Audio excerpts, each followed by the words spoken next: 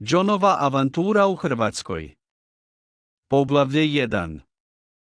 Dolazak u Zagreb. John je mladi Amerikanac. Ima smeđu kosu, plave oči i bradu. Radi u uredu u New Yorku i voli putovati. Jednog dana odluči posjetiti Hrvatsku. Kupio je avionsku kartu, spakirao svoju torbu i rekao prijateljima: vidimo se uskoro. Let je bio dugačak, ali udoban. John je pio vodu, jeo sendvič i gledao film u avionu.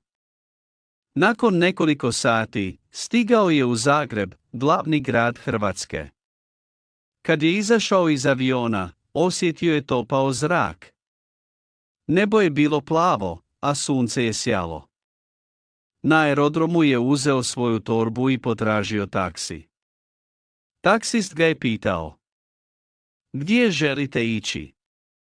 John je odgovorio: molim vas, odvezite me u centar Zagreba. Vozio se kroz grad i gledao zgrade, ulice i parkove. Zagreb je bio lijep i čist. Vidio je ljude kako piju kavu u kafićima i šeću trgom.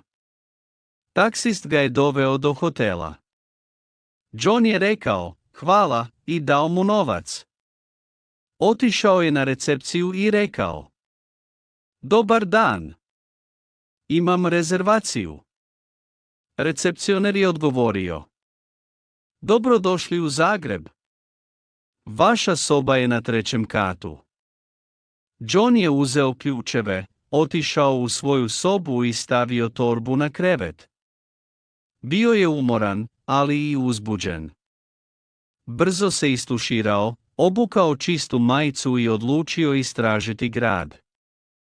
Izašao je iz hotela i krenuo prema trgu Bana Jelačića, glavnom trgu u Zagrebu.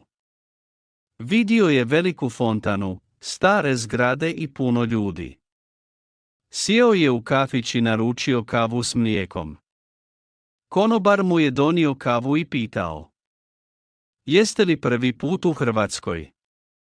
John je kimnuo. Da. Grad je prelijep. Konobar se nasmijao i rekao: trebali biste posjetiti Gornji grad. Tamo je puno povijesti. John se zahvalio i nakon kave krenuo pješke uzbrdo. Ubrzo je došao do Gornjeg grada, gdje je vidio kamenite ulice, stare crkve i panoramu cijelog Zagreba. Stao je ispred crkve Svetog Marka i divio se šarenom krovu. Uzeo je mobitel i slikao fotografije. Dok je razgledavao, prišao mu je stariji čovjek i rekao: pozdrav! Trebate li vodiča? John je odgovorio: zašto ne? Volim učiti o povijesti. Čovjek je počeo pričati o Zagrebu, starim zgradama i važnim događajima. John je slušao s velikim interesom. Dan je brzo prošao, a sunce je počelo zalaziti. John se spustio natrag do trga i odlučio večerati u restoranu. Naručio je ćevape s lepinjom i ajvarom. Hrana mu se jako svidjela. Dok je jeo, razmišljao je: ovo je tek početak mog putovanja po Hrvatskoj. Sutra želim vidjeti još više.